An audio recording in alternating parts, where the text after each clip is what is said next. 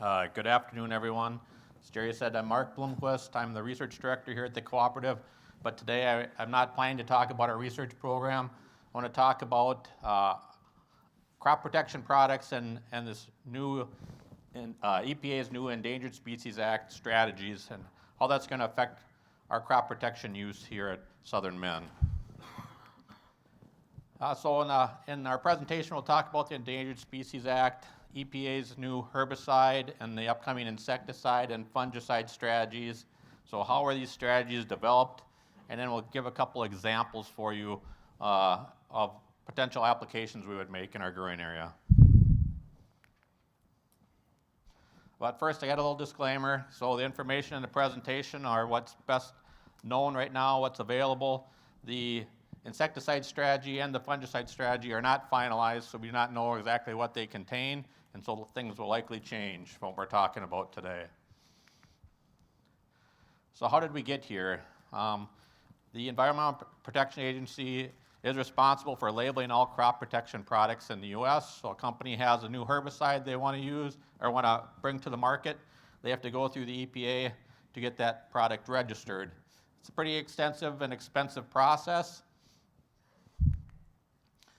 And through all that, there's been numerous lawsuits filed against EPA in recent years having to do with the EPA failing to meet the Endangered Species Act obligations they have when they register these products.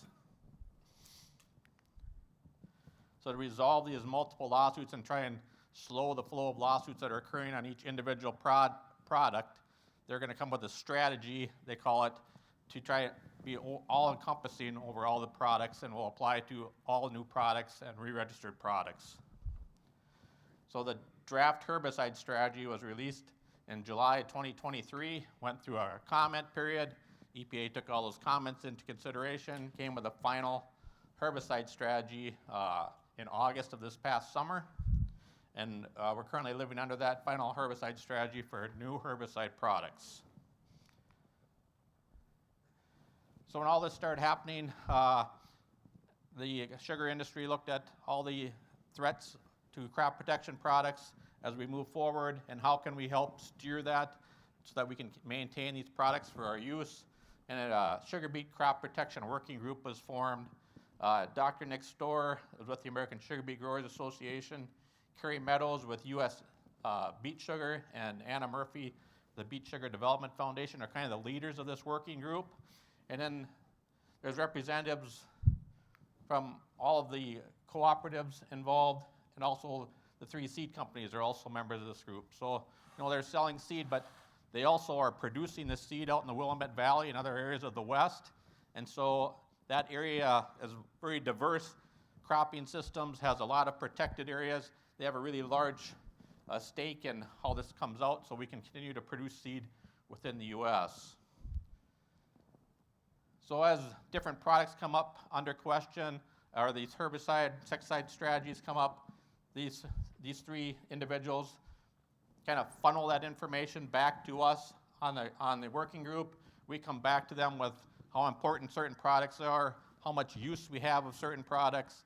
As the strategies were developed, we go through and see what that would mean if this certain aspect gets enacted, what that would mean to our growers, and we funnel that back to them to make comments to the EPA.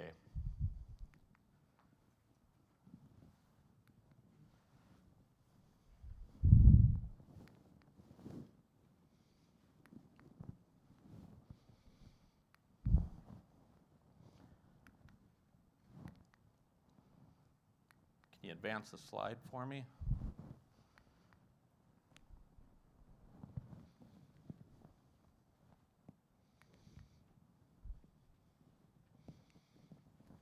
There we go. So the product label is the law. You want to apply a product to your field, there's a label for every product, and it has all the use rates and all the criteria you need to follow to legally apply that product to your field.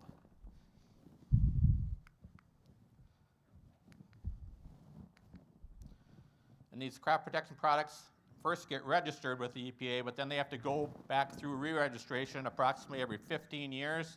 So when that re-registration occurs, that's a point in time where that label can change. And as those labels are as products are re-registered, that label can change, and the ESA strategies, especially for the herbicides, then are going to be incorporated into these labels as the product either first gets labeled or gets re-registered.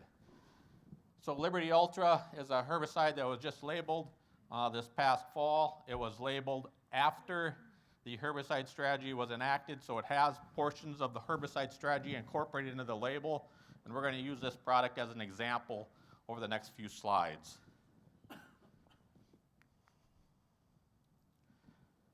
So as you look at that label at first, go page down through, you get to section 12 is the endangered and threatened species requirement. And you read through that little short paragraph, it says you need to go to a website, Bulletins 2 Live, to look and see if there's any pesticide use limitation areas within the vicinity of where you want to apply that product.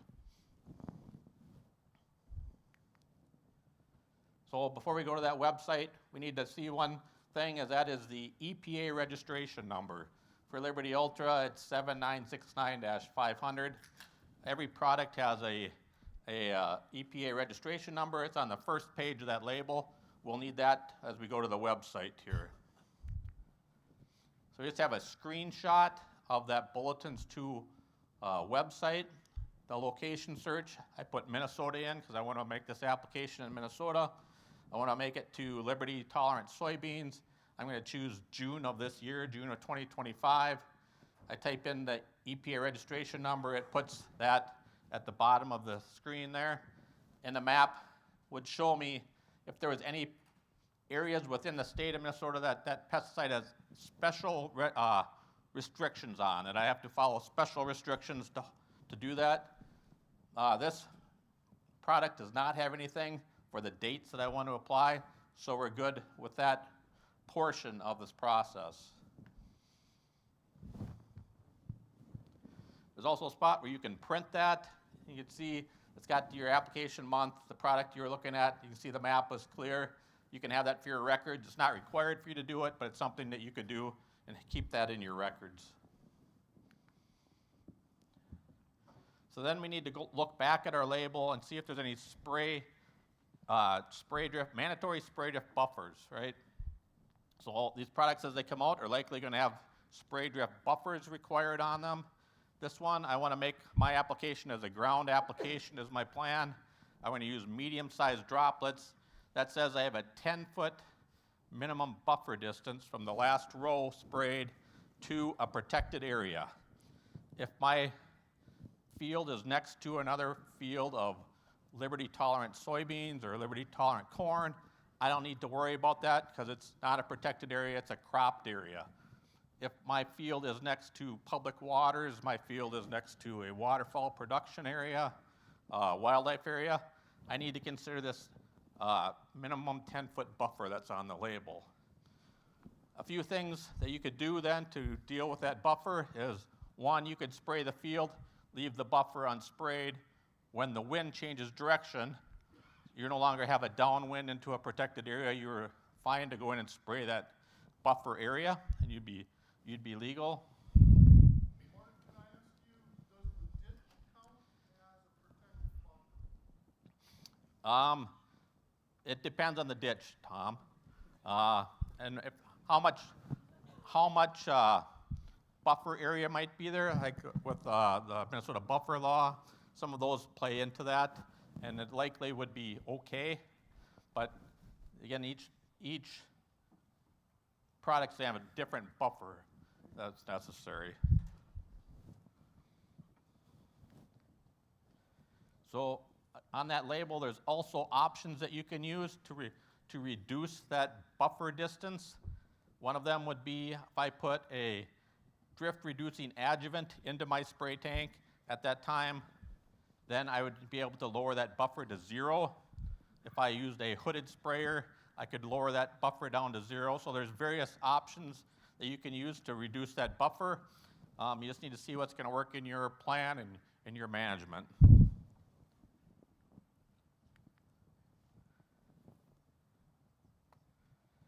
So then we'll go back to the label again, and we'll look at the mandatory runoff mitigation. So these products will have runoff mitigation rules on it also. So I want to make a Liberty Ultra application. I want to do it with a ground sprayer. I'm going to use medium droplets. So the first rule is I can't do it when the soils are saturated or above field capacity. I don't need to worry about that because I can't travel. I'm not going to spray Liberty in the rain, so I'm good there. Below that in the paragraph it says I need to have a minimum of 3 points for the crops listed on the label. There's 3 points of runoff mitigation that I must have to do that. And there's various options to gain that runoff mitigation. And again, there's a website that you can go to find these mitigation strategies. So that's the website to look at and it provides a listing of all your runoff and erosion mitigation. And those same runoff mitigation points apply to any of the products that we're talking about. There's not special ones for each product. It's a one list that you could go on the website or you could print it off to look through and see what options you could use to obtain your 3 points. So it's a screenshot of that page there with a couple options that we can look at. One is you can see there's a runoff vulnerability map in the upper corner there. There's a link you can click on.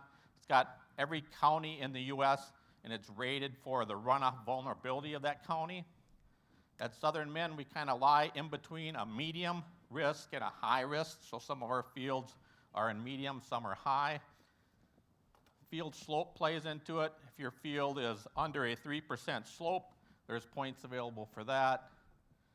Predominantly sandy soils, that's one option. On irrigated ground, potentially, if you track your mitigation points and you keep track of it, there's points there. There's multiple pages here involving cover crops, residue management, edge of field practices. All those can be used for mitigation options. We're going to run through just a couple examples to show you how we could get 3 points so we could make our Liberty Ultra application. So we're in Swift County.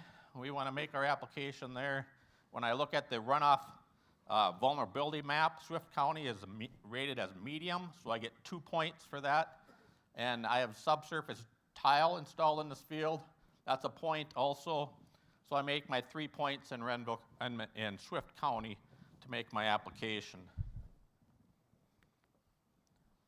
The second example would be Renville County application. On the runoff vulnerability map, Renville County is listed as high risk of runoff potential, so we don't get any points for that. However, the field I want to apply to is less than 3% slope. I can get 2 points there. There's subsurface tile drainage in the field. That's another point. I've made my 3 points. So this is just 2 examples, but there's many other options. You just have to see what works into your management for that field, what practices you have that would allow you to get these points to make that application. So the timeline for implementation is the herbicide strategy was finalized in August of 2024, so all new herbicide labels that come out, all re-registered herbicides, are going to have this language within the label. The EPA issued a draft insecticide strategy in July of 2024 and opened a comment period for that. It was open till the end of September. That crop protection working group got together, spent a lot of hours looking at that document and building our rebuttal to that document, looking at what we think could work for our growing area, what is problematic, what our suggestions were. We submitted a document in that comment that was 103 pages, I think. The EPA took that comment back. We've gotten some favorable comments on it. They said that they would look at our suggestions. They're going to come back with a final insecticide strategy later this year.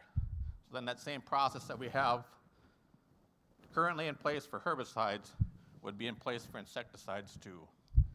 And then about a year from now, they anticipate issuing a draft fungicide strategy where we'll go through the same thing again.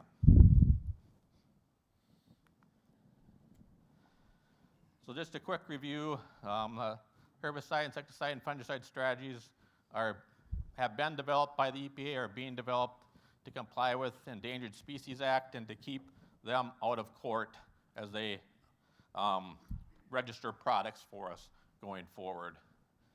The product labels are going to have these additional sections on that you'll need to follow in order to legally apply that product. There's educational materials available, but there's also more work on that to get that information out to you to be sure that you can comply. And the labels, the law continues to be, so any of these new requirements are going to be listed on the product label. So on my last slide I want to talk about, and I can take a question or two if I have time, is Truvera sugar beet. We continue to get questions on what the status of Truvera sugar beet would be. Again, Truvera is a trait that would allow us to apply glyphosate, glufosinate, and dicamba to our sugar beet crop. That trait was deregulated this past summer, which is a big step forward for the to be able to use the product. That with deregulation, we no longer have to have permits to do research trials or for them to start their small plot seed increases. But we need a little bit further approval from EPA or FDA that is expected fairly soon. And ongoing is work for food and feed approval for our byproducts that get exported. That's ongoing, and that will be ongoing for a while now. So that would allow us to export this trait in our pulp. We also have to have herbicides labeled for us to use this trait. Glufosinate and dicamba obviously are not labeled yet, and you are aware of the issues dicamba is having in soybeans and cotton right now. So that is going to slow our progress more than likely to being able to use this trait. Our timeline for commercial use, it's really unknown. It's not going to be in 25, not going to be in 26. Our hope is that somewhere following 26, we're getting really close to being able to commercially use it. But we don't know. There's a lot of steps here yet before we get our opportunity to use the trait. And if there's time, I take a couple questions. Otherwise, I'll be around the rest of the day here also.